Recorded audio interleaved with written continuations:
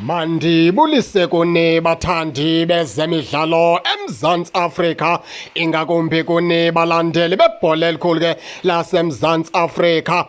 Baphulaphuli ke basike sithi qabaqaba nje ngale first half njengoba iKaizer Chiefs ihambe emva pha ngo-2-0 ngoba ke iqela leStellenbosch liyalida pha ngo-2-0 baphulaphuli, iKaizer Chiefs ihamba ngasemva. Ndifuna ke sincedisaneni ke sike si-analyze okanye ke sike sithethe ngale meko ke yale first half.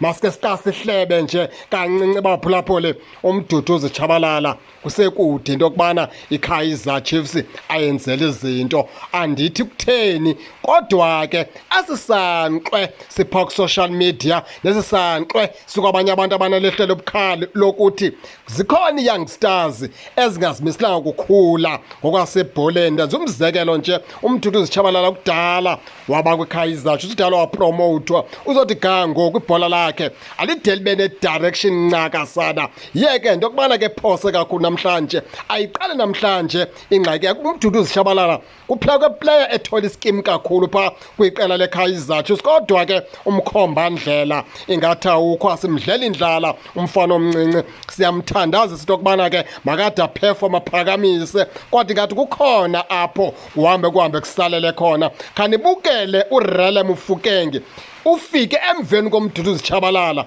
Nibukele uRele Mofokeng, nditsho noba kuthiwa u-out emdlalweni, uyayibona nje first touch yakhe ukuthi ikhona into ekhoyo kulo mntu, and uyabona into yokubana ke xa esebaleni kuyabona ke into yokubana ke ukho ibhola lakhe lidala likhulile. That is why amaxesha amanintsi aye athathwe kubafana noba i-performance yakhe ayikhontle. Kukhula kwebhola lakhe udlala isidala. Bawuze bakhule nini oMduduzi Tshabalala? Zikhona ezinye izinto ezingafuna ufakwa ngaphantsi kwebhayi, ezifuna nje ukhutshwa zike zithethwe baphulaphuli. Imeko kaMduduzi Tshabalala ifuna ukwakhelwa umkhanyo, ifuna ujongwa, ifuna uqalasela, ngoba yeyona player edlala imidlalo eminintsi kwiKaizer Chiefs and udlala unumber 10 uMduduzi Tshabalala ixesha elinintsi, kodwa kukhona apho asalela khona. Uxolweni baphulaphuli, uxole mandiyibeke kanjalo, kukhona apho asalela khona. Ukuba yintoni nathi sisafuneke siyijonge, kukhona apho asalela khona. Sidlule ke lapho ke kuMduduzi Tshabalala ngoba ke usemncinci mhlawumbi ke usazawukhula. Sike singene ke lapha ke kuMiguel. Andisazi isizathu esenza abaqeqeshi beKaizer Chiefs baqhubeleke basebenzise uMiguel. uMiguel ngomnye wabantu abalikroba kwiKaizer Chiefs baphulaphuli. Le nto le udala xa ukwazi ukuyihlalutya into edibene nebhola, uyabona ukuthi uMiguel lo unayo indawo yoba likroba phaa kwiqela ke leKaizer Chiefs mphulaphuli. Okwesine, yintoni na eyenza abaqeqeshi beKaizer Chiefs bathi imetshi isaqala badifende? Kudala le nto sayishumayela. Defenders ezintandathu bebethi bona bohlasela kanjani, ngoba xa ndibabalela mna ngokweyam imiqondo inoba bebesithi bazohlasela ngoMonyane kunye ke noMako. Kwehle uMiguel, kunyuke uEden McCarthy xa kuhlasele uMako, xa kuhlasele uMonyane kwehle uMiguel avale i-right back, enze laa nto kuthiwa yi-cover defense. Kodwa buyaqaphela kakuhle ayenzeki le nto bafuna yenzeke, futhi ke uba bazawuqhubeleka ayizikwenzeka.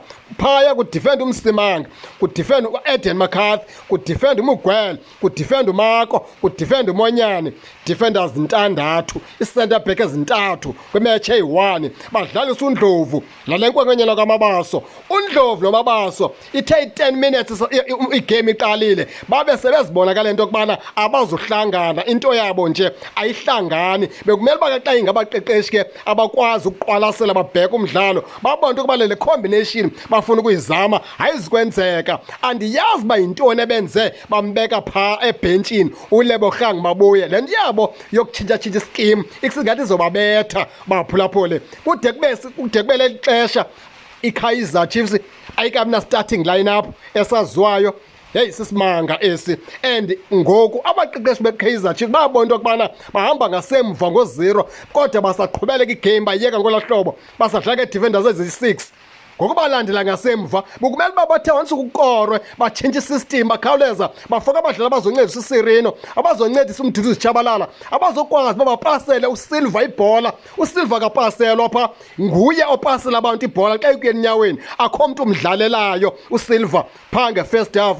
Andiyazi iproblem ke yabaqeqeshi beqela leKaizer Chiefs intoba iqala phi iphele phi ngoba iChiefs ibihamba emva phaa ngo-0. Kumele uba ngoku bafe bayitshintshe isystem bafaka abadlali nje abazo-atheka. Bakhona oDube ebhentshini, bakhona oLilepo ebhentshini, bakhona oMode ebhentshini, bakhona oVilakazi ebhentshini. Andazi uba kutheni abaqeqeshi beKaizer Chiefs ke besenza ngolaa hlobo.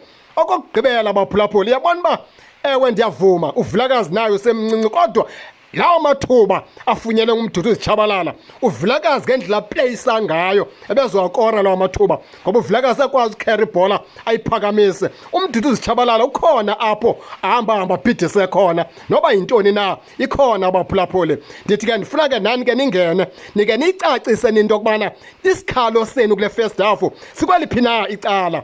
Ningakhohlwa usubscribe kule channel kuze ningaphoswa zezemidlalo endizanothulela zona kwixa elizayo kakuhle babukeli.